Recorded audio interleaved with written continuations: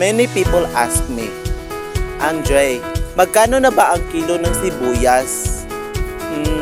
First thing, hindi ako tindiro. Secondly, hindi ako si Andre. Hi, I'm Jake, and today we're going to talk about bioaccumulation and biomagnification together with Eliza Espanola.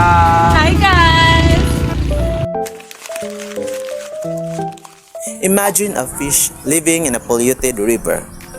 Over time, na-absorb nila ang mga harmful chemicals na galing sa tubig, like mercury and pesticides.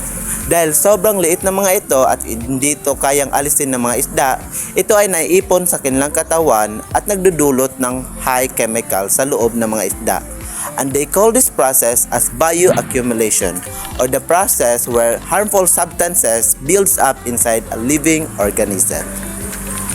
Hindi lang dyan nagtatapos. Kung ang mga malalaking isda ay kumakain ng mga maliliit na isda, hindi lang nutrients ang nakukuha nito, kundi pati na din ang mga chemicals na naipon sa loob ng katawan ng maliliit na isda. As the big fish eats more small fish, the levels of chemical increases even more. This process called biomagnification, or the process where harmful substances become more concentrated as they move up the food chain. May I ask a question? Do you know what teratogen is? Wako kabalo! Eme lang! Okay, let's talk about teratogens.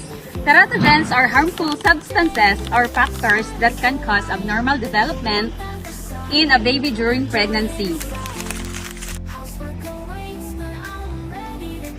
Ito ay ang mga substances kagaya ng alcohol, cigarette smoke, certain drugs that's not prescribed properly by doctors, toxic chemicals like pesticides, pollution, or exposing to some infections.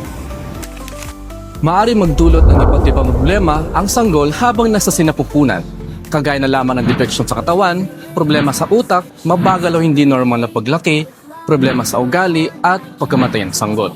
Ang pag-iwas sa masasamang bisyo, tamang pag-aalaga sa kalusugan at regular na check-up ay malaking tulong para maprotektahan ang sanggol laban sa epekto ng teratogens.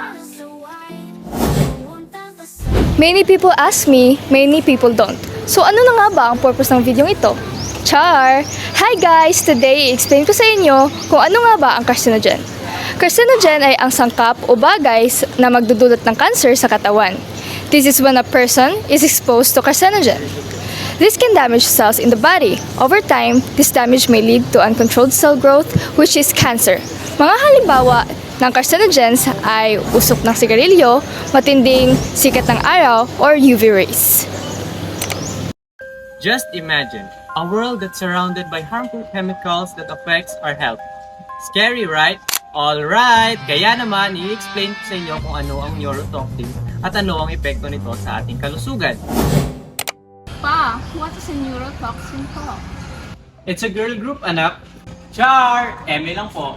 Neurotoxins are substances that damage or affects our nervous system, including the brain and spinal cord and nerves. Ito ay mga dangerous substances kagaya ng lead mercury, pesticides at ilang chemical at drug. Maaari itong magdulot ng masamang epekto sa ating katawan kagaya ng problema sa pag-iisip, memorya at paghina ng katawan o galaw. Sa videong ito ay pinapakita kung ano ang epekto ng pollution at ang mga harmful chemicals, hindi lamang sa ating kalusugan kundi sa ating kapaligiran. Ang mensahe ng vlog na ito ay sumusuporta sa layunin ng United Nations lalong-lalo sa Sustainable Development Goals tulad ng SDG 3, Good Health and Well-being at SDG 12, Responsible Consumption and Production, SDG 13, Climate Action and SDG 14, Life Below Water.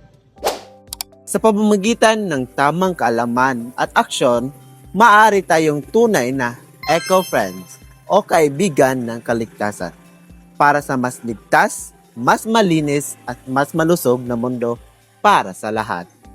And we are eco-friends, ang kaibigan ng kalikasan.